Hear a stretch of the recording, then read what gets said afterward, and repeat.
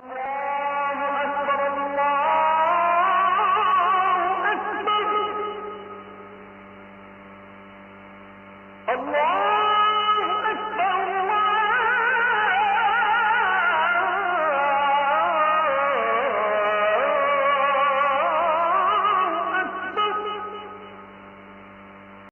নবী বলেন প্রতিটা পাপ তোমাদেরকে জাহান্নামের দিকে নিয়ে যাও, আগুনের দিকে।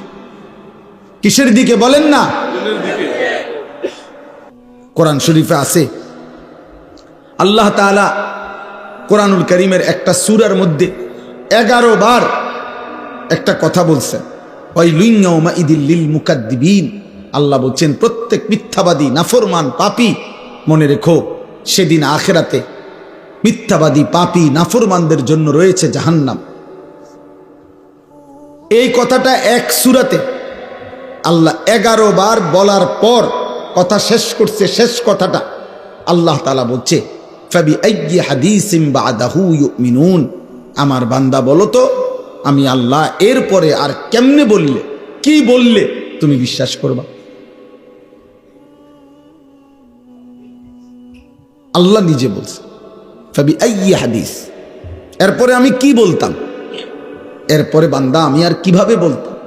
আমি আল্লাহ জাহান্নামের এত বিস্তারিত বর্ণনা কোরআনে দিলাম, জান্নাতের এত বিস্তারিত বর্ণনা কোরআনে দিলাম, আখিরাতের এত বর্ণনা কোরআনে দিলাম, কিয়ামতের এত কথা কোরআনে বললাম, পূর্ববর্তী বহু জাতি ব্যক্তির ঘটনা বলি আমি কোরআনে বর্ণনা করলাম যে আমার অনুগত হলে কি হয়, আমার অবাধ্য হলে কি হয়। ফেরাউনের কথাও আমি কোরআনে উল্লেখ করছি, ইউসুফ আলাইহিস সালামের কথাও আমি কোরআনে উল্লেখ করছি। আনুগত্যের পুরস্কার কি, আমার অবাধ্যতার পরিণতি কি।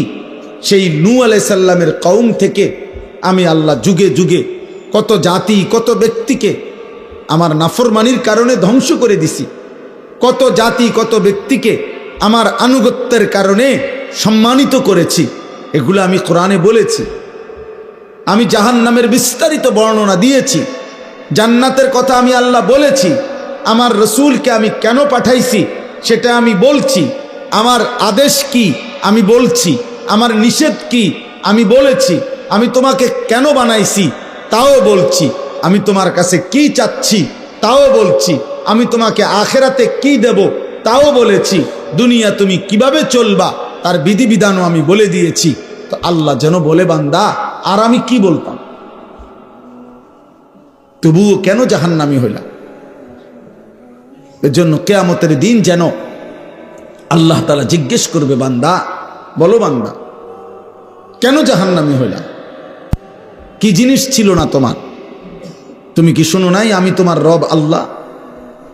তুমি কি শোনো নাই তোমার নবী মুহাম্মদুর রাসূলুল্লাহ সাল্লাল্লাহু আলাইহি ওয়াসাল্লাম? তুমি কি শোনো নাই তোমার কিতাব কোরআন? তুমি কি শোনো নাই তোমার ধর্ম ইসলাম? তাহলে তুমি একবারও ভাবলে না কেন, একবারও চিন্তা করলে না কেন? প্রিয় ভাই প্রিয় ছেলেরা, তোমরা ছোট না, 14 বছর 16 বছর বাবা ছোট না। 16 বছরের সাহাবী যুদ্ধের সেনাপতি ছিলেন। 17 বছরের মুসলমান সেই আরব থেকে এসে এই ভারতীয় উপমহাদেশে সর্বপ্রথম হিন্দু রাজা সিন্ধুর দাহির পরাজিত করে সর্বপ্রথম ইসলামের পতাকা রাজপ্রাসাদে, যিনি হিন্দু রাজার প্রাসাদে সর্বপ্রথম কালেমার পতাকা উড়াইছেন, তিনি 17 বছর বয়সী যুবক ছিলেন, মুহাম্মদ ইবনে কাসেম রাহমাতুল্লাহ। গোটা আফ্রিকা যিনি বিজয় করেছেন তিনি 22 বছরের যুবক ছিলেন, উকবা ইবনে নাফি রাদিয়াল্লাহু তাআলা। তোমরা ছোট না, তোমরা ভাবতেছো তোমরা এখনো বাচ্চা না, আব্বা বাচ্চা না। বাচ্চা হলে এত দুষ্টামি এত গুনাহ। তুমি যদি ছোটই হও, 16 বছর বয়সেও ছোটই হও, এত নারী দেখো কেন বাপ? ছোট মানুষ এত উলঙ্গ ছবি দেখে, ছোট মানুষ এত নর্তকী দেখে, ছোট মানুষ এত নাচ গান দেখে। তুমি তো অসভ্য। এত কম বয়সে যে এত বেশি মোবাইলে নারী ছবি অশ্লীল দৃশ্য দেখো, তুমি তো লম্পট চরিত্রহীন, তুমি তো অসভ্য, তুমি তো বেহায়া। নির্লজ্জ। তুমি যাকে দেখো মোবাইলের ছবি, সে তোমার মা না ফরমান? বলো একটা ছেলে, বলো তোমার মাকে দেখো। যদি মানুষের বাচ্চা হও, রক্তে যদি মানুষের রক্ত হয়, তো তুমি কল্পনা করো তো যে তোর মাকে এরকম দেখুক কেউ, তোর মাকে উলঙ্গ দেখুক কেউ, তোর বোনকে উলঙ্গ দেখুক, তোর মেয়েকে কেউ বিবস্ত্র দেখুক বেটা, তোর ফুফুকে দেখুক, তোর খালাকে দেখুক। তাহলে তুমি যাকে দেখছো সে কি কারো মা না? সে কি কারো বোন না? সে কারো মেয়ে না? সে কারো ফুফু না? সে কারো খালা না? এজন্য মনে রাখো বাবা, আজকে তোমাদেরকে তোমাদের অভিভাবকরা মনে করছে তোমরা ছোট, আর সেই সুযোগে শয়তান তোমাদেরকে দিয়ে সমস্ত নষ্টামি করায় ফেলছে।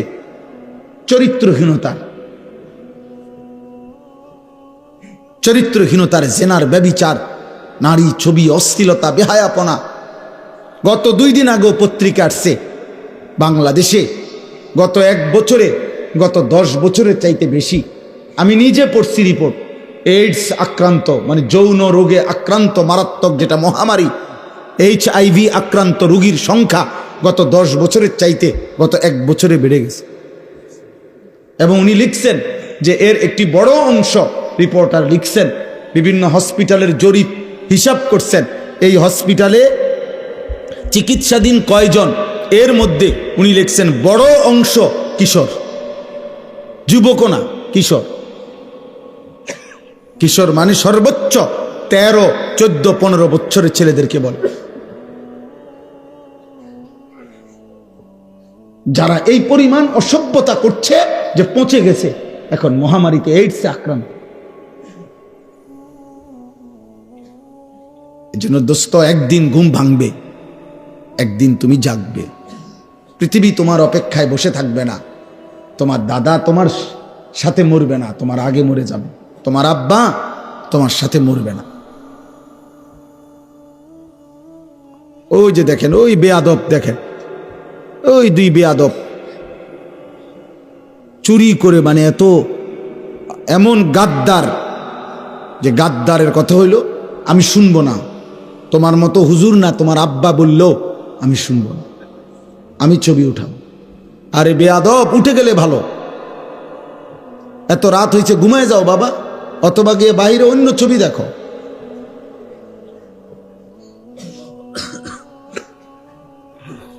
এই জন্য বললাম বাবা, এটা বুঝতে শেখো বাপ, আগামীর হায়াত অনিরাপদ হয়ে যাবে। লাম তাজহারিল ফাহিশাতু ফি কওমিন হাত্তা ইউলিনু বিহা ইল্লা ফাশা ফীহিমুত তাউন ওয়াল আওজা আল্লাতী লাম তাকুন মাদাত ফি আসলাফিহিম আল্লাযীনা মাদাউ।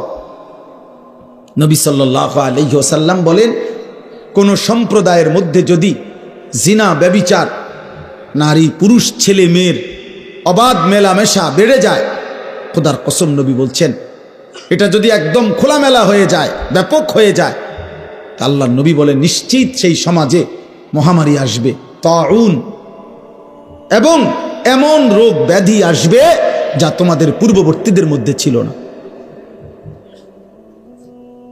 প্রিয় ভাই, তোমাকে তো বাঁচতে হবে। আমি যে চিৎকার করি দোস্ত, আরে ছেলে তুমি তো বাঁচতে হবে আব্বা। তুমি যদি এমন হইতো যে বিপদে পড়বো আমার পাপের কারণে, আমার দাদায়, কারণ আমি তো মরে যাবো আগে, দাদা মরবো পরে, না রে আব্বা, তুমি পড়বা বিপদ। আগামীর সমাজে নিরাপদ সম্পর্ক, হাদিসে আছে, কোন সমাজের মধ্যে ছেলে মেয়েরা যদি অবাধ এই নারী ছবি, অশ্লীলতা, বেহায়াপনা, উলঙ্গতা তোমাদের সবার পছন্দ হয়, তাহলে আগামী সমাজে তুমি নিরাপদ সম্পর্ক, নিরাপদ ফ্যামিলি, আগামী সময়ে তোমরা নিরাপদ বোন, নিরাপদ মেয়ে, নিরাপদ ইজ্জত, সতীত্ব খুঁজে পাবা। আল্লাহর কসম করে বলি, কসম খোদার, এটা মনীষীদের কথা। তুমি যেমন নষ্ট, তো যে তোমার বিবাহের সম্পর্কে আসবে তো একদিন পরে হোক আর 6 মাস পরে হোক তুমি টের পাইবা সেও দুশ্চরিত্র। সেদিন আফসুস করতে হবে না। ঠিক বলে চিৎকারের দরকার নাই বাপ, তুমি বুঝো। আমি ব্যাপক সমর্থন চাই না, আমি আখেরাত চাই, আখেরাত চাই। আমি বললাম না, এটা কিতাবে স্পষ্ট আছে। আপনারা যারা বাবারা আছেন, আপনারা খুব বেশি খামখেয়ালি করতেছেন, খুব বেশি। আপনাদের ছেলেরা, এগুলো আপনাদের ছেলে, এই ছেলেগুলো এখানে যারা এখন বসছে আসছে, এরা নর্থ বেঙ্গল থেকে আসে নাই, পার্বত্য চট্টগ্রাম থেকে আসে নাই, খুলনা বরিশাল থেকে আসে নাই, এরা রংপুর বিভাগ থেকে আসে নাই। এরা এখানকার আশেপাশে সর্বোচ্চ 10 কিলোমিটার 20 কিলোমিটার জায়গার ছেলে। তো 20 কিলোমিটার জায়গার যদি এখানে 1000 ছেলে হয়, 2000 ছেলে হয়, আপনারা ভাবেন তো এই 2000 ছেলের মধ্যে আপনারা একজন চাচা যারা নামাজ পড়েন, এরকম একজন নামাজি চাচা আপনাদের এলাকার ছেলে, আপনারা এখন দেখেন, দেখলেই আপনি বুঝবেন যে এখানে যদি 2000 ছেলে হয়, কমপক্ষে 1900-1800 ছেলে বেনামাজি। আর যদি মিথ্যা বলি তো তোমরা প্রতিবাদ করো। তোমরা যারা আজকের সারাদিনে 5 ওয়াক্ত নামাজ পড়ছো, যুবক ভাই, কিশোর ভাই, তো তোমরা প্রতিবাদ করো যে না, আমরা হুজুর আপনাকে এখন প্রমাণ করব আমরা বেশি অংশ নামাজ পড়ছি। বলো, তুমি চ্যালেঞ্জ করো, তাহলে বিচার হবে আমার, তাহলে আমার বিচার হবে। তোমরা যা বিচার করো আমি তা মাইনা নেব। হ্যাঁ, আমার ভিডিও হবে, বিচার তোমরা জানাই দিবা যে আমরা হুজুররে অপমানিত করে দিছি ভুল ইনফরমেশনের কারণে। তাহলে একটি 92 থেকে 95% সংখ্যাগরিষ্ঠ মুসলিম দেশে, যেখানে চারিদিকে মসজিদ মাদ্রাসা, প্রতি ওয়াক্তের নামাজের আজান মাইকে হয়, হিন্দুস্তানের এমন অসংখ্য প্রদেশে, ইন্ডিয়ার মুসলমানের ওইখানের হিসাবে সংখ্যালঘু যদিও, আমাদের এখানের হিসাবে বেশি। বোঝেন নাই কথা? ইন্ডিয়ার মোট জনসংখ্যার কারণে হলো মুসলমান কম, কিন্তু আমাদের বাংলাদেশের সব মিলানোর চাইতে যে পরিমাণ, তার চাইতে ইন্ডিয়ায় মুসলমান বেশি।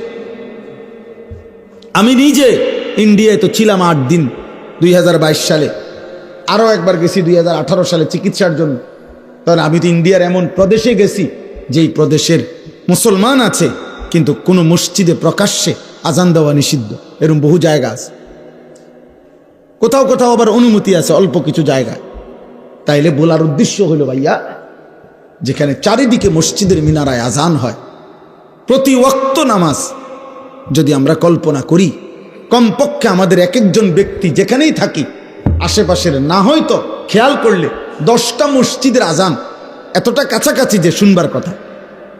তাহলে প্রতি মসজিদে যদি 4টা করে মাইকের হরন থাকে, তাহলে 10টা মসজিদে 40টা হরন একসাথে আজান দিছে।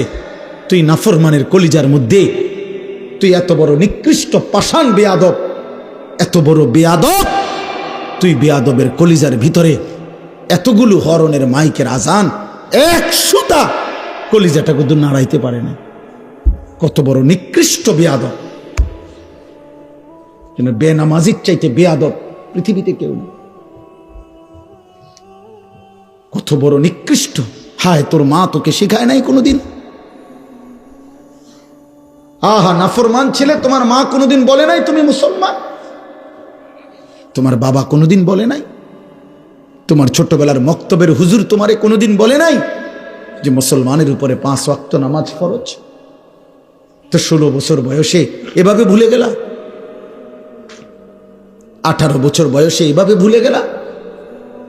তো মাত্র এত কম বয়সে যদি আল্লাহকে এভাবে ভুলে যাও, 24 ঘন্টার মধ্যে একটা সেজদাও দিলা না যেই নাফরমান ছিল, তো আল্লাহকে যদি এভাবে বিদায় দাও, আরে নাফরমান, আগামী 60 বছর তোর যদি হায়াত হয় আর এভাবে বেনামাজি জিন্দিগি চলে, তো আগামীতে তুই দাজ্জাল হবি। দাজ্জাল,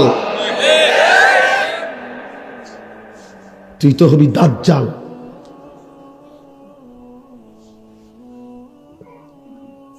কত নারী দেখবি বেটা, কত উলঙ্গ ছবি দেখবি।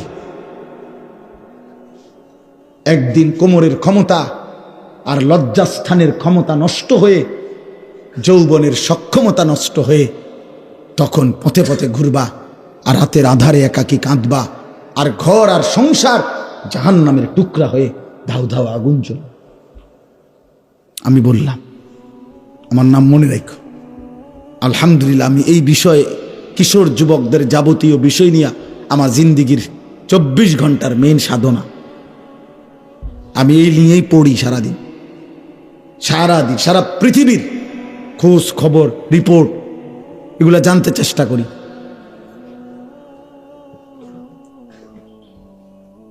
ওইখানে লিখছে, ওই কথাটা শেষ করছিলাম না, এই রিপোর্টে বলছে এরপরে, তাহলে বললাম যে বেশি অংশ কিশোর।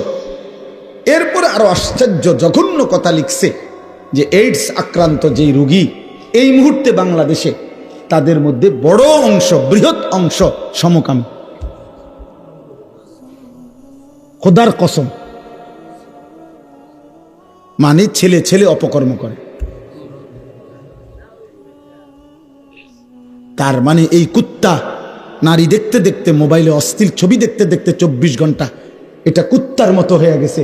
এই জন্য এই কুত্তার দেরি করা সহ্য নাই, যেখানে যা পাচ্ছে ডানে বামে সব শেষ করে দিচ্ছে।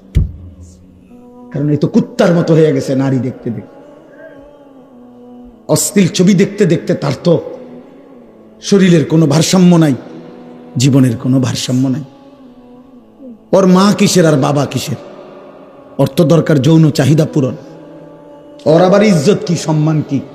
কত ওর বাবার ইজ্জত অনেক আগে কোরবান করে দিছে। কারণ ও প্রথম যেদিন চুল রাখছে মুশরিকের মতো, সেদিনে তো সে বলে দিছে, আব্বা আমার বাবা মূলত বেঈমান, তুমি না।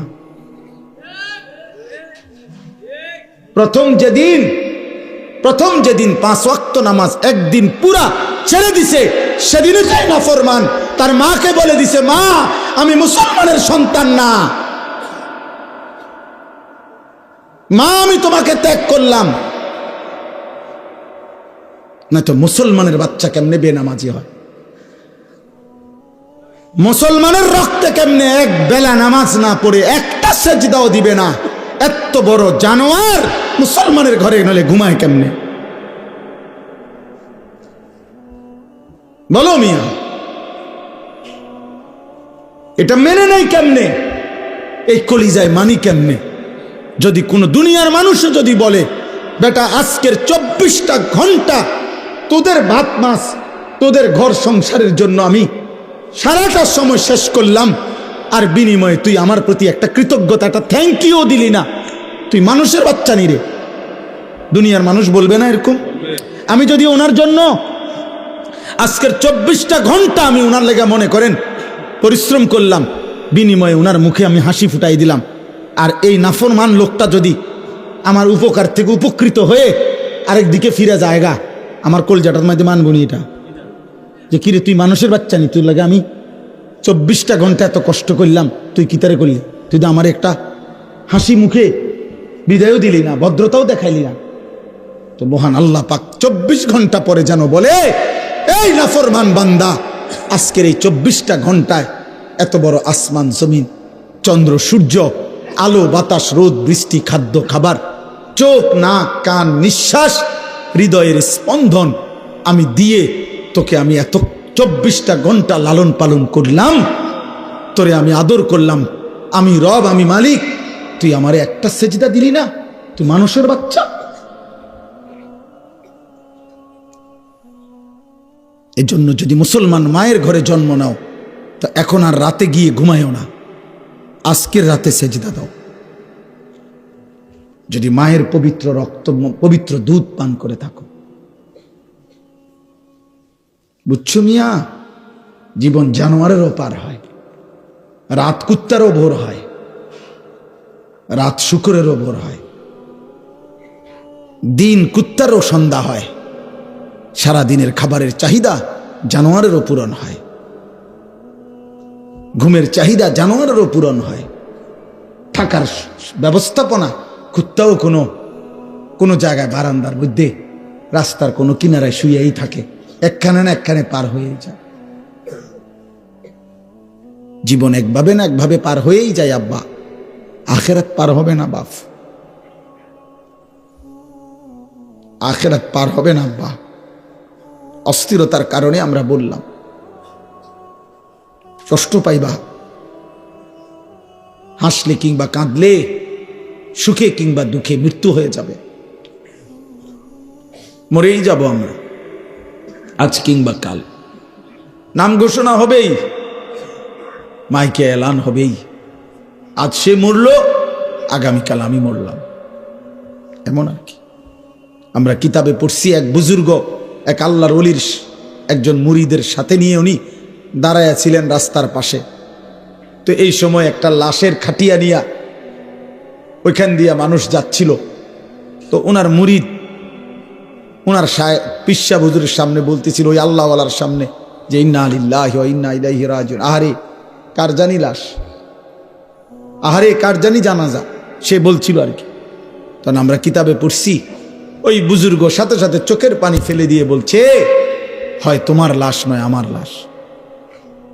মানে এটা ভাবো, আজ হয়তো তার লাশ, আগামী দিন আমার লাশ, তারপর দিন তোমার লাশ।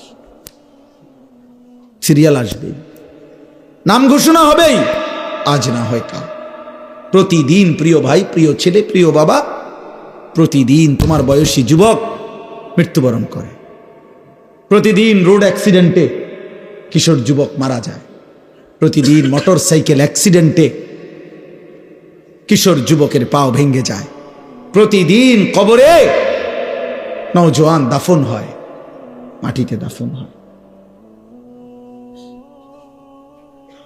দাফন হয়। এই জন্য মৃত্যু নিশ্চিত। ওয়াজাআত সাকরাতুল মাউত বিল হক। আল্লাহ বলে, বান্দা মনে রেখো, সত্য সত্য মৃত্যুর যন্ত্রণা আসবে। ফালাউলা ইযা বালাগাতিল হুলকুম ওয়া আনতুম হিনাইযিন তানদুরুন ওয়া নাহনু আকরাবু ইলাইহি মিনকুম ওয়ালাকিন লা তুবসিরুন। আল্লাহ বলে, বান্দা মালাকুল মউত আজরাইল যখন রূহটা টান দিবে আর কণ্ঠনালীর কাছে যখন এসে আটকায় যাবে, তখন ছটফট করবে, আর তোমাদের আত্মীয় স্বজন চারিদিকে অবাক নয়নে তাকিয়ে থাকবে। আমি আল্লাহ তখন সেখানেই থাকব। যদি কারো ক্ষমতা থাকে তো তোমাদের ওই মুমূর্ষ মৃত্যু পথযাত্রী ব্যক্তিকে তোমরা নিয়ে নাও, আমি আল্লাহ তাকে এখন মৃত্যু দেব, তোমরা পারলে রেখে দাও। আল্লাহ চ্যালেঞ্জ করছে, ফালাউলা ইন কুনতুম গায়রা মাদিনিন।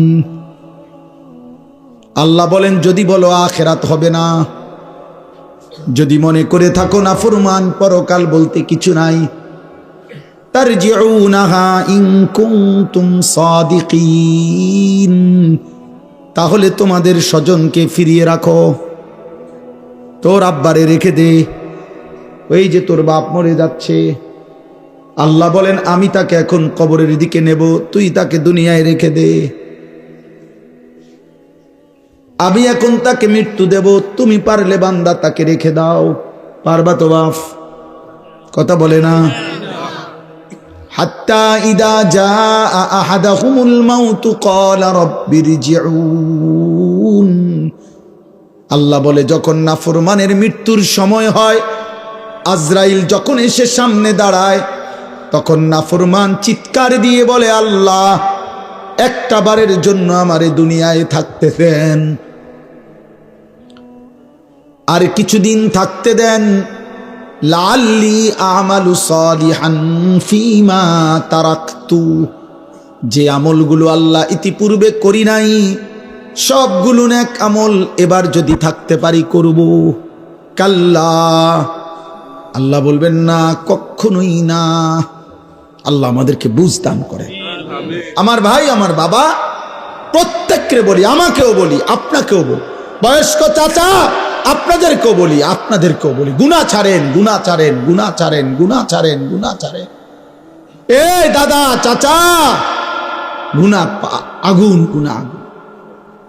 চা দোকানের আড্ডা বন্ধ করেন, নাটক সিনেমা দেখা বন্ধ করেন, টেলিভিশনের নর্তকী দেখা বন্ধ করেন, কথায় কথায় গালিগালাজ করা বন্ধ করেন, সুদের টাকা বন্ধ করেন, আব্বা কিস্তি লওয়া বন্ধ করেন।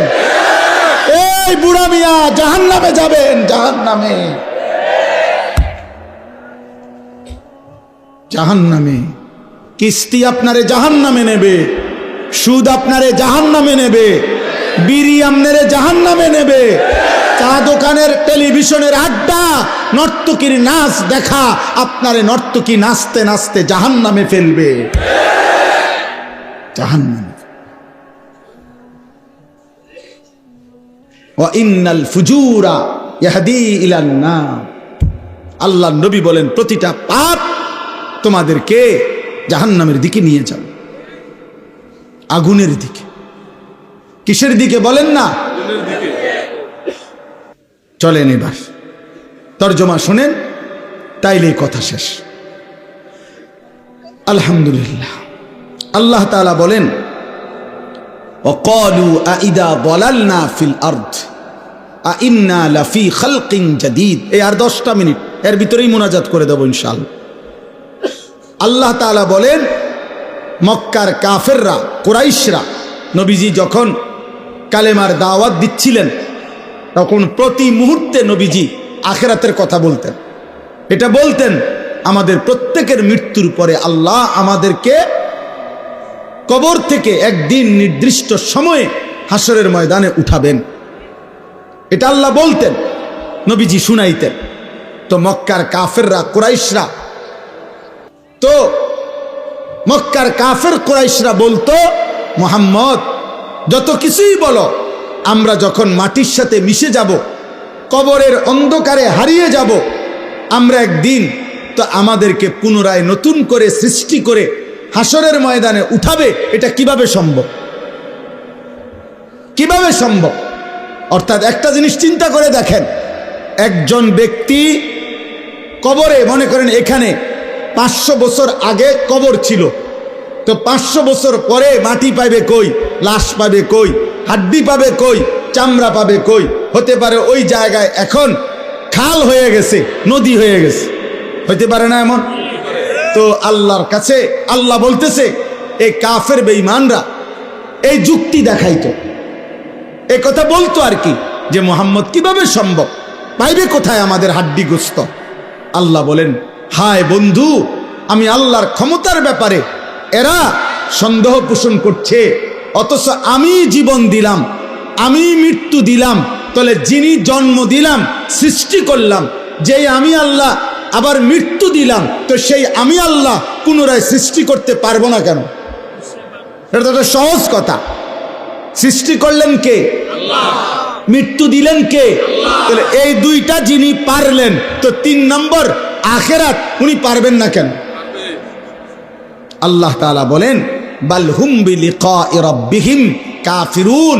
হে বন্ধু, মনে রাখবেন সমস্ত কাফের মুশরিকদের বক্তব্যের মূল কাহিনী হলো, মূল ঘটনা হলো, তারা আখিরাত বোঝে না এটা না, আখিরাত বুঝে, বরং ওরা এটা বুঝে যে আখিরাত মেনে নিলে গুনাহ ছেড়ে দিতে হবে, আখিরাত মেনে নিলে আল্লাহর ইবাদত করতে হবে, আখিরাত মেনে নিলে আল্লাহর মুখোমুখি হইতে হবে, আখিরাত মেনে নিলে ফুলসিরাত পার হইতে হবে, আখিরাত মেনে নিলে আমলনামা হাতে নিতে হবে, আখিরাত মেনে নিলে নিজেদের জিন্দেগির অসভ্যতা ছেড়ে দিতে হবে। এই জন্য এগুলো চায় না, পছন্দ করে না, মানে আমার গোলামি করবে না, আমার নাফরমানি ছাড়বে না, এই জন্য বলে আল্লাহ আখিরাত করতে পারবে না। আসল কথা হইল হেরাও বোঝে পারবে, কিন্তু এই বাস্তবতা ইচ্ছা করে বুঝেও না বুঝার ভান করে অস্বীকার করে। নাউজুবিল্লাহ। এবার আল্লাহ বলেন, এই দেখেন তরজমা শুনেন, একবার সহজ তরজমা। আল্লাহ তাআলা বলেন কুল, হে নবী আপনি বলে দেন, ইয়াতাওয়াফাকুম। আরে ভাই কথা বলো না, বাবা কথা বলো না, যারা দূরে যাচ্ছ যাও, কোনো সমস্যা নাই, কথা বলো না আব্বা। কুল ইয়াতাওয়াফাকুম মালাকুল মাউত আল্লাযী বুক্কিলা বিকুম। এ শুধু অনুবাদ বললে আপনি বুঝবেন। আল্লাহ বলেন হে নবী আপনি বলে দেন, তোমাদের প্রত্যেককে আমি আল্লাহর পক্ষ থেকে নির্ধারিত ফেরেশতা মালাকুল মউত আজরাইল তোমাদের মৃত্যু ঘটাবেন, জান কবজ করবেন, মানো কিংবা না মানো, ঘুমে থাকো সজাগ থাকো, হাসো কিংবা কাঁদো, রাতে কিংবা দিনে, একাকী কিংবা প্রকাশ্যে, সুখে কিংবা দুঃখে, রাজপ্রাসাদে কিংবা কুঁড়ে ঘরে, আমি আল্লাহর হুকুমে আজরাইল তোমাকে মৃত্যু ঘটাবেই ঘটাবে, জান কবজ করবেই করবে কিনা বলেন? মৃত্যু হবে তো? ইতিপূর্বের মানুষগুলোর মৃত্যু হয়েছে তো? তাহলে আমাদের মৃত্যু হবে না কেন? আমার দাদা মরলো কেন, আমি মরবো না কেন? আমার বাপ মরলো কেন, আমি মরবো না কেন? তার মানে পূর্বসূরীরা মারা গেছেন, আমরাও মৃত্যুবরণ করব। সুম্মা ইলা রাব্বিকুম তুরজাউন, আল্লাহ বলেন অতঃপর তোমাদের সকলকে আমি আল্লাহর সামনে কিয়ামতের দিন একত্র করা হবে। তাইলে এই দুইটা কথা, এটাই মূল কথা। আল্লাহ বলে, বান্দা আজ যেমন চোখে দেখছ মৃত্যু হবে, এটা যেমন চোখে দেখার কারণে মেনে নিচ্ছ, অচিরেই এটাও শুনো আখিরাত হবে, সেটাও চোখে দেখবা, সেদিনও তুমি মানতে চাইবা, আবার আসতে চাইবা, কিন্তু আমি আল্লাহ ফেরত দেব না। এই দেখেন এরপরের আয়াত, আল্লাহ বলেন ওয়ালাউ তারা ইদিল মুজরিমুনা নাকিসু রুউসিহিম ইনদা রাব্বিহিম, বন্ধু নবী আমার, সেদিন হাসরের ময়দানে দেখবেন এই আমি আল্লাহ যাদেরকে একত্র করছি, এই নাফরমান পাপীরা, অবাধ্য মুশরিক বেঈমান পাপী, আমার অবাধ্য বান্দারা আমি আল্লাহর সামনে মাথা নুয়ে লজ্জায় অপমানে দাঁড়িয়ে থাকবে। এক, দাঁড়িয়ে কি করবে?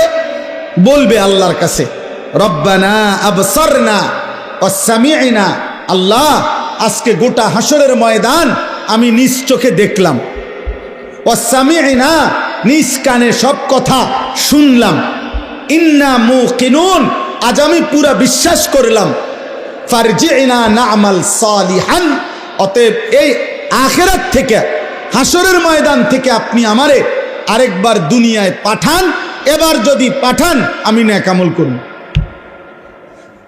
কি শূন্য কি বলা উচিত? সুবহানাল্লাহ। কি লেগে সুবহানাল্লাহ? বুঝেন নাই হিসাবটা? উনি এখন নেক আমল করার সুযোগ চাচ্ছে কখন? আখিরাতে গিয়া।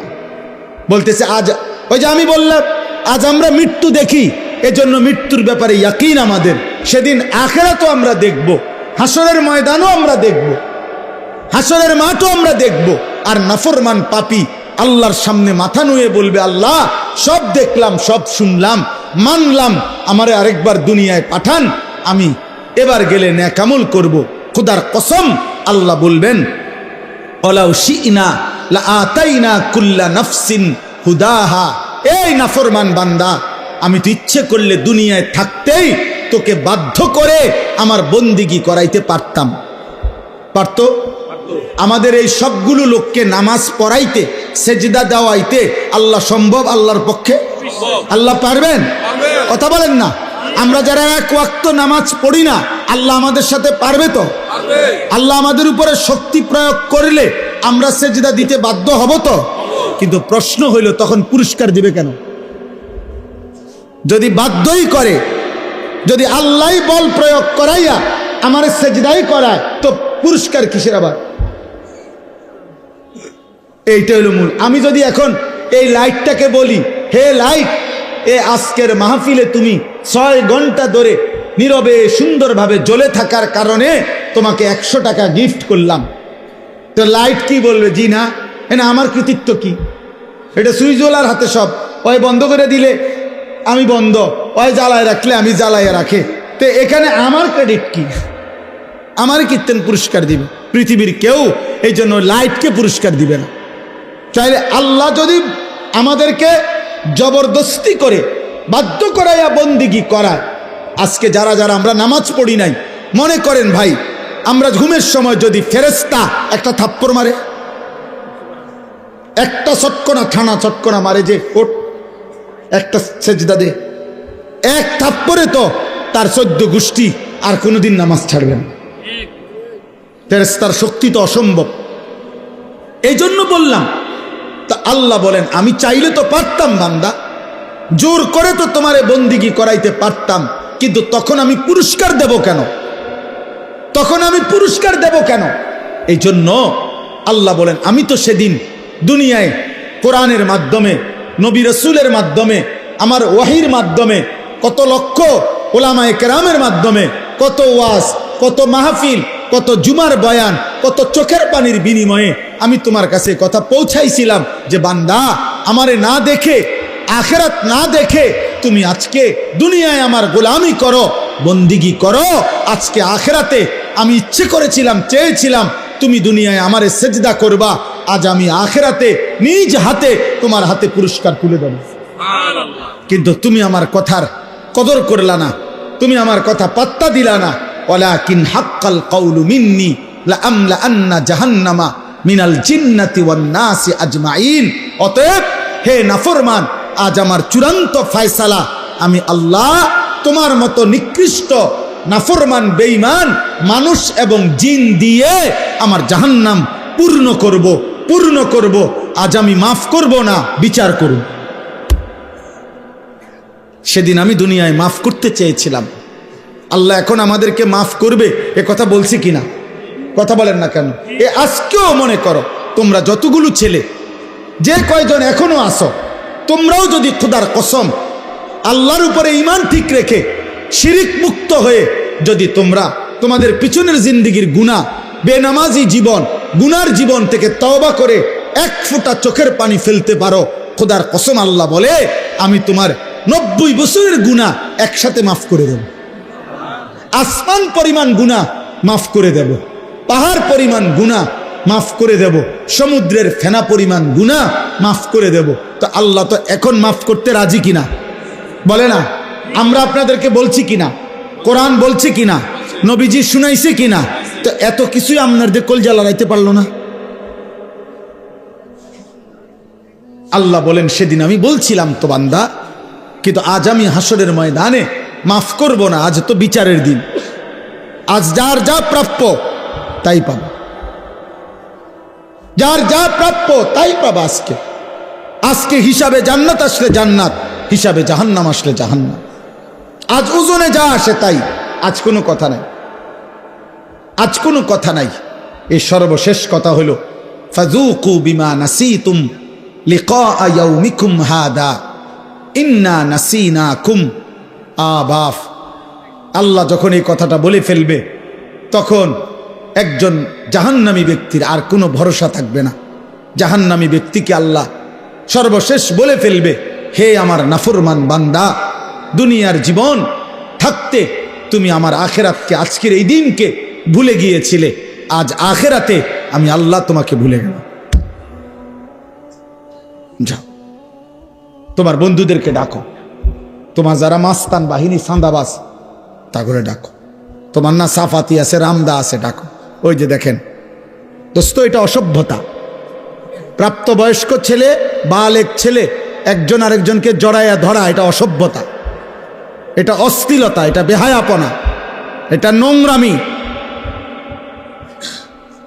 এটা নোংরামি, এটা শাহওয়াতের গোলামি।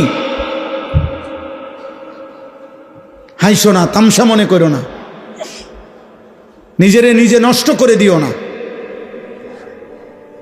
আমি বললাম কমপক্ষে 15 বছর থেকে 14-র পরে 15 বছর বয়স যখন ছেলেটার হয়, তখন সে বালেগ হয়, তার বীর্যপাত হয় যে কোনো সময়, তখন সে প্রাপ্তবয়স্ক, তার উপরে গোসল ফরজ হয়, তখন তার ভিতরে যৌন চাহিদা পূর্ণ থাকে।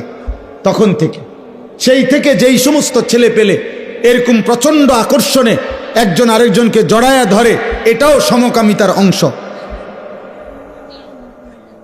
এটা গুনার অংশ,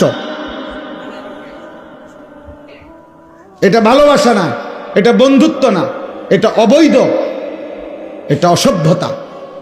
তুমি তাকে এইভাবে প্রচণ্ডভাবে জড়িয়ে ধরবা কেন? বলবেন আপনি হুজুররা একটু বেশি বাড়াবাড়ি। না, বাড়াবাড়ি না, বাড়াবাড়ি না, তোমারে জাহান্নাম থেকে মুক্তি দেওয়া, তোমারে ফিরাবার চেষ্টা করা, বাপ ফেরাবার চেষ্টা করা। এই জন্য দুস্থ কোরআনুল কারীমে আল্লাহ বলছে ওয়ালা তাকরাবুজ জিনা, শুধু জিনা করো না এটা বলে নাই, আল্লাহ বলছে যতভাবে হইতে পারে জিনা, ব্যভিচার, নিজের এক কথায় লজ্জাস্থানের যেই কোনো গুনাহ হইতে পারে তার কাছেও যেও না। কাছেও যেও না।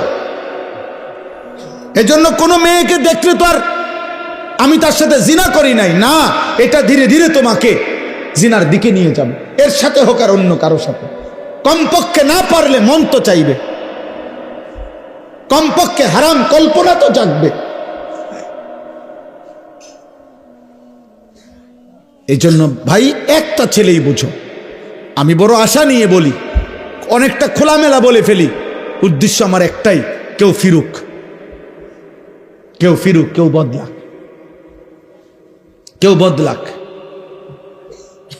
আজকে বললাম না, মা বাবা সবাই আমরা অভিভাবক শ্রেণী, আহারে আমাদের 14-16 বছরের ছেলে পেলেদেরকে সম্পূর্ণ ওর হাতে ছেড়ে দিছে, ছেলেটাকে পুরোপুরি তার নিজের হাতে তুলে দিছে। বাবা তোমার চুল, তোমার পোশাক, তোমার কোন জামা ভাল লাগে, কোন গেঞ্জি ভাল লাগে, কোন প্যান্ট ভাল লাগে, তুমি খাইবা কি, কাকে পছন্দ করবা, কোন বন্ধুদের সাথে চলবা, বিকালে আড্ডা দিবা কোথায়, রাতে আড্ডা দিবা কোথায়, সব কিছু তোমার পছন্দ। তো your wish your life, your life your wish, তোমার জীবন তোমার পছন্দ, যার সাথে মন চায়, যা মন চায় তুমি নষ্ট হইয়া পচ্চা গল্লা যাও, টাকা লাগলে আব্বার কাছ থেকে নিও, ভাত লাগলে তোমার মার কাছ থেকে গিয়ে খাই, শেষ। পেটে বুক লাগলে মায়ের রান্না করে রাখছে, আইসো ভাত খাইয়া যাইও, টাকা লাগলে তুমি সত্য বললা পারো, মিথ্যা বললা পারো, আমি আব্বার থেকে টাকা নিয়ে যাও, খালাস, এবার তোমার জীবন তুমি গড়ো। না না, এই পৃথিবীর ইতিহাসে সৃষ্টির প্রথম থেকে নিয়ে আজ পর্যন্ত মানুষের জীবন গঠনে তার উপরে কারো তত্ত্বাবধান থাকতে হয়, কেউ তাকে ধরে রাখতে হয়, কেউ তাকে টেনে ধরতে হয়, মন্দ পথ থেকে ফিরাইতে হয়, উত্তম পথে চালনা করতে হয়, নাইলে হয় না। নিজে নিজে মানুষ হয় না, নিজে নিজে জানোয়ার হয়, নিজে নিজে জানোয়ার হয়। এই জন্য গাভীর বাচ্চা, গাভী বাছুর আপনার দুই বাজারে, গাভীর বাছুর হওয়ার 1 মাস পরেই 2 মাস পরে গাভী বেচালায়, কোনো অসুবিধা নাই। বাছুর এটা এমনি আমনের এক দৌড়ায় মরে 1 মাস খাইয়া এটা বাচ্চা যাবে, কারণ এর কোনো তরবিয়তের কিছু নাই, এর কোনো আখলাক গঠন, চরিত্র গঠন, জীবন গঠনের কোনো বিষয় নাই। কিন্তু মানুষের বাচ্চা আর গাভীর বাচ্চা এক না। মানুষের বাচ্চা কারো তত্ত্বাবধানে থাকতে হয়, বাবা খেয়াল রাখতে হয়, মা খেয়াল রাখতে হয়, অভিভাবক খেয়াল রাখতে হয়। আমি ঘরের বারান্দায় বসছি, আমার মা আমার ডাক দিয়ে ভিতরে নিয়ে আসছে, আব্বা ভিতরে আইয়া বইও। আমি বলছি মা কি হইছে?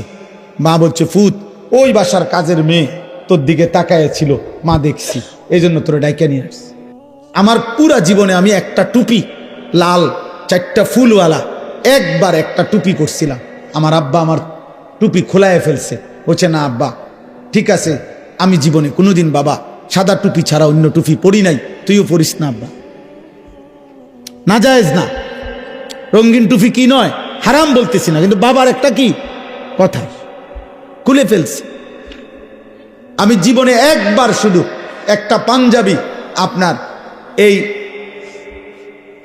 বুতামের কাছে এমব্রয়ডারি করা এদিক দিয়া রেডিমেড একটা পাঞ্জাবি কিনছিলাম। আমার বড় ভাই প্রথম যে বেলা পড়ছি, বড় ভাই দেখেই আমার গায়ের থেকে ধৈর্য, গায়ে পড়া অবস্থায় টান দিয়া সিরা টুকরা টুকরা করে ফেলাই দিছে। কেউ ধরে রাখতে হয় বাপ, কেউ ধরে রাখতে। আজ তোমাদেরকে ছেড়ে দিছে বাবা, যে আব্বা ধর তোর 12,000 টাকার মোবাইলের কাছে তোকে তুলে দিলাম, তোর 16,000 টাকার মোবাইলের হাতে তুলে দিলাম, তোর জীবন তোর হাতে। যার কারণে বদনসিব সন্তান আর কোনোভাবেই আল্লাহও চেনে না, আখেরাতও চেনে না, ডানও চেনে না, বামও চেনে না, কর্তব্যও চেনে না, করণীয় বুঝে না, কি খায় কি করে কার মতো চুল রাখে বলতেও পারত না। বাস্তবতা এটা, মানে তার তো কোনো অভিভাবক নাই। কে তার চুল ঠিক করে দিবে, কে তার চেহারা ঠিক করে দিবে, কে তাকে বুঝায় দিবে যে দাড়ি লম্বা করো, কে তাকে বুঝায় দিবে মুছ ছোট করো, কে তাকে বুঝায় দিবে টয়লেট পেপার ব্যবহার করো। আমি তো আলহামদুলিল্লাহ আমার 9 বছরের বাচ্চাকেও এখনো বলি আব্বু টয়লেট পেপার নিছো কিনা, ওরে বারবার মনে করাই দিছি। ফজরের নামাজে আলহামদুলিল্লাহ এমনি বুঝাচ্ছি, দাঁড়ায় থাকি তো ছেলে আমার উঠলে বাপ্পু তজু করে তো মসজিদের জামাতে যাইতে চেষ্টা করি, এটা আমার জিম্মাদারি। আপনাদেরকে কিছু বলা এটা যদি আমার দায়িত্ব হয়, আমার সন্তানকে ঈমান আমল শিখানো, আমার বিবির ঈমান আমলের দিকে নজর রাখা, আমার মেয়ের ঈমান আমলের দিকে নজর রাখা, খোদার কসম এটা আমার আপনাদের চাইতে বেশি দায়িত্ব। আপনাদেরকে বলা এটার চাইতে ওইটা আমার কি বেশি দায়িত্ব। অতএব শেষ কথা এটাই, আযুকু আযাবাল খুলদি বিমা কুনতুম তা'মালুন। আল্লাহ বলে, বান্দা সেদিন তুমি আমাকে ভুলে গেছিলে, আজ আখিরাতে আমি তোমাকে ভুলে গেলাম। অতএব অনন্তকালের জন্য আযাবাল খুলদ, খুলদ মানে অনন্তকাল, অনন্তকালের জন্য তুমি তোমার মন্দ কর্ম নাফরমানির বদলায় জাহান্নামের আযাব ভোগ করতে থাকো।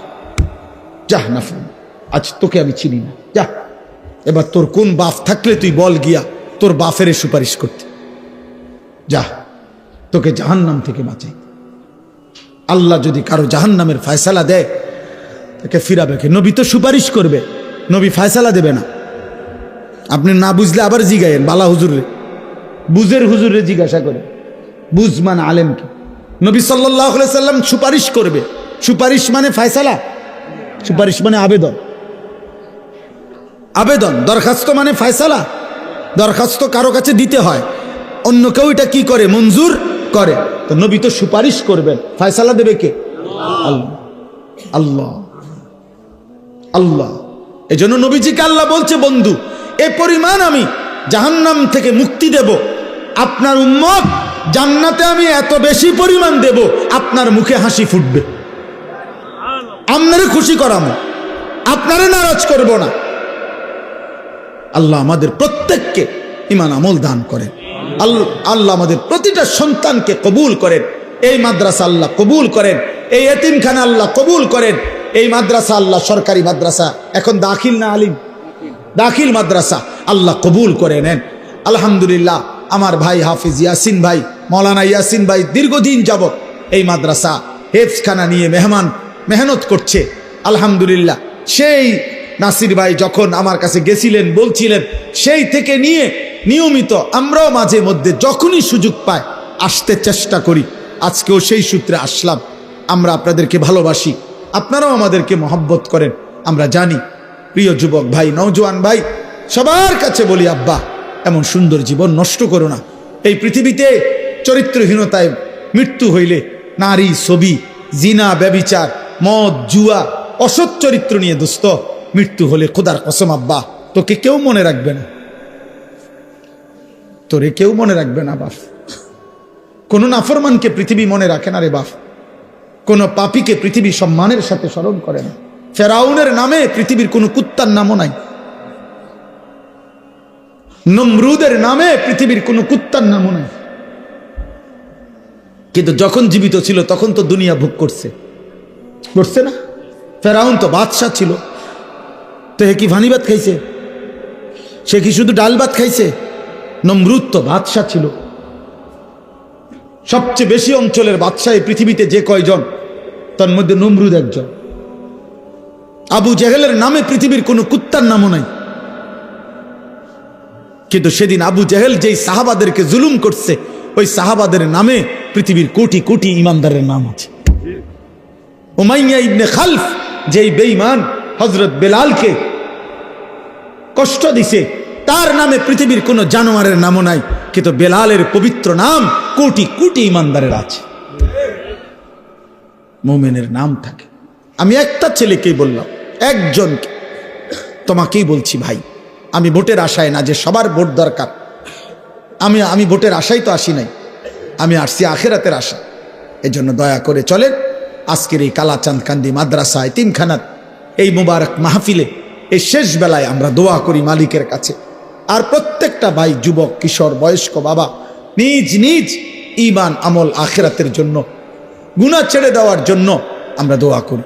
ছেলেরা তুমি ফিকির করো, আল্লাহ বরকত দেবে ইনশাআল্লাহ। প্রতিদিন আমি আশার খবর বলি, প্রতিদিন এই গুনার রাজ্যে, গুনার এই সয়লাবের মধ্যেও প্রতিদিন উল্লেখযোগ্য পরিমাণ ছেলে পেলে, কিশোর, যুবক, মুসলিম প্রত্যেক দিন আলহামদুলিল্লাহ বাংলার জমিনে গুনাহ আর অসভ্যতা ছেড়ে দিয়ে আল্লাহর পথে ফিরতেছে আলহামদুলিল্লাহ। এমন ছেলের খবর যদি তোমার দরকার হয় আমার সাথে যোগাযোগ করো, আমি শোনাবো ইনশাআল্লাহ। আমি নাম দেব, ঠিকানা দেব, তুমি দেখে আইসো। যে ছিল চরিত্রহীন সে এখন ইমানদার। যে মেয়ে ছাড়া নারী ছাড়া বুঝতো না সে এখন পাক্কা তাহাজ্জুদের রাত গভীরে চোখের পানি ফেলে সেজদা দেয়। মনে করো না 2-4 জন ফালতু লোকের কারণে, 2-4 জন চরিত্রহীনের কারণে পৃথিবী ইসলাম আটকায় যাবে। না বাস, ইসলাম আছে, ইসলাম থাকবে, আল্লাহর দ্বীন থাকবে। আবু জেহেল সেদিন বিরোধিতা করছে, আবু জেহেল নাই, ইসলাম আছে। আবু লাহাব নাই, ইসলাম আছে, আছে না? এজন্য আমাদের কেউ যদি না মানি, এ কারণে ইসলাম ঠকবে না, দ্বীন ঠকবে না, আল্লাহর কোরআন ঠকবে না। কে ঠকবে? আমরা, আমি ঠকব। আল্লাহ আমাদেরকে মাফ করে দেন। আমার জন্য দোয়া করবেন, আমার মাদ্রাসার জন্য দোয়া করবেন। আমার যে ছোট্ট মাদ্রাসা কুমিল্লা ক্যান্টনমেন্ট ময়নামতি সাহেবের বাজার, প্রতি মাসের 2য় শনিবার মাসিক ইসলাহি মাহফিল হয়। আগামী শনিবার 13ই ডিসেম্বর ইনশাআল্লাহ সকাল 10টা থেকে 12:30 পর্যন্ত মহিলাদের জন্য বয়ান হয়। আসর থেকে এশা পুরুষদের জন্য বয়ান হয়। ছেলেদেরও দাওয়াত দিলাম, বাবাদের কারো সুযোগ থাকলে যাওয়ার চেষ্টা করবেন। আমার একটা দোয়া চাই বিশেষভাবে। আমি একটা 1 মিনিটে বলি, আমার জীবনের একটা বড় স্বপ্ন, মুসলিম কিশোর যুবক ছেলেরা আল্লাহর দিকে ফিরবে, আল্লাহর দিকে ব্যাপকভাবে ফিরবে, নামাজি হবে, আগামী দিনে ইনশাআল্লাহ মাহদির পক্ষে লড়বে, এমন একটা স্বপ্ন আশা নিয়ে মুসলিম কিশোর যুবকরা যেন ব্যাপকভাবে ওযু, নামাজ, ঈমান, আমল, আখলাক, চরিত্র শিখতে পারে। এজন্য আমি একটা ভিন্ন উদ্যোগে আমার মাদ্রাসায় 118 শতক জায়গা একসাথে আমি কিনছি, প্রায় 2.5 কোটি টাকার উপরে জায়গার দাম, মাটির দাম।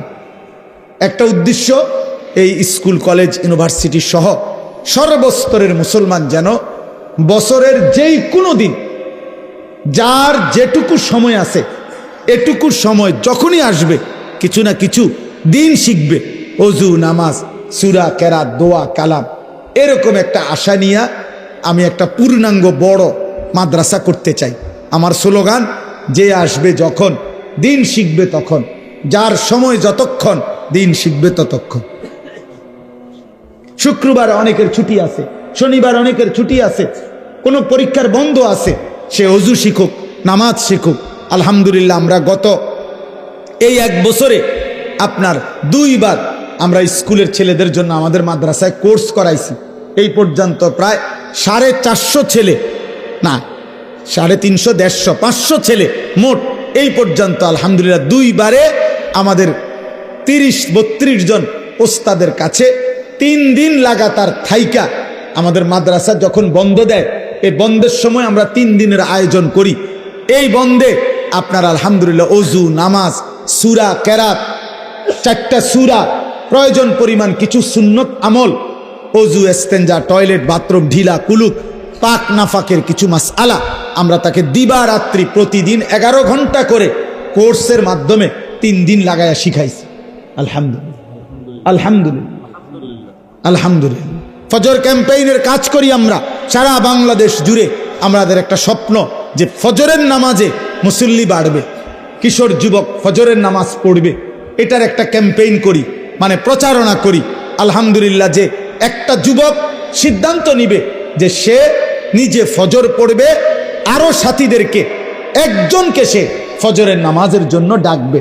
আমার একটা উদ্দেশ্য হলো এই যে আমি এটা দেখলাম, কি নাম, সমাজের জাগ্রত নাগরিক স্বজন, এই যারাই আয়োজন করেছেন, এটা আপনাদের কাছে আমার অনুরোধ, মানুষের কল্যাণ করতে হয় 2 ভাবে।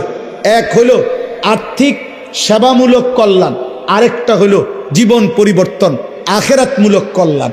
একটি মুসলিম সংগঠন যেই হোক, যেখানে হোক, তাদের প্রথম দায়িত্ব হলো মুসলমানদের ঈমান, আমল, আখেরাতমুখী জীবন গঠনের কোনো না কোনো চেষ্টা করা। আর দ্বিতীয় দায়িত্ব হলো তাদেরকে সেবামূলক, অসহায়, গরিব, এতিম, দুস্থ, বিপদগ্রস্ত, বন্যার্থ, যেই কোনো ক্ষেত্রে তাদের পাশে দাঁড়ানো, আর্থিক সহযোগিতা করা, এটা একটা দায়িত্ব। আর জীবন পরিবর্তন একটা দায়িত্ব। এই জন্য এই ফজর ক্যাম্পেইনের কাজ আপনারা করতে পারেন।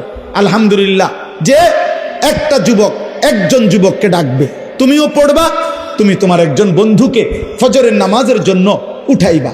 এই তোমরা দুইজন হইলে তোমরা দুইজন আবার দুইজনকে বললে 4 জন হবে, 4 জন বললে 8 জন হবে, 8 জন বললে 16 জন হবে। এটা কোনো দল না, আগামী নির্বাচনে প্রার্থী হমু এমন কিছু না, শুধু আখিরাতের জন্য, নামাজের জন্য। এটা আমি অনুরোধ করলাম। আমার অনুরোধ, আমরা প্রত্যেকে আখিরাতমুখী ভালো কাজের সাথে অংশগ্রহণ করব ইনশাআল্লাহ। আমার ওই মাদ্রাসার এই বিশাল জায়গা, আলহামদুলিল্লাহ, এটার জন্য দোয়া করবেন। আর্থিকভাবে যদি কারো সুযোগ হয় সহযোগিতাও করবেন।